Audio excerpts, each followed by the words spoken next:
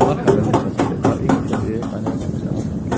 أشارك معكم هذا الفيديو لتفريغ الباخرة المحملة ب 8700 رأس من الكباش المستوردة الرومانية قادمة من دولة رومانيا، وذلك على مستوى ميناء سكيدا. بعد هذا ستتوجه مباشرة إلى نقاط البيع، يعني النقاط المخصصة للحجر الصحي، وبعد انتهاء الحجر سوف يتم بيعها في نقاط البيع.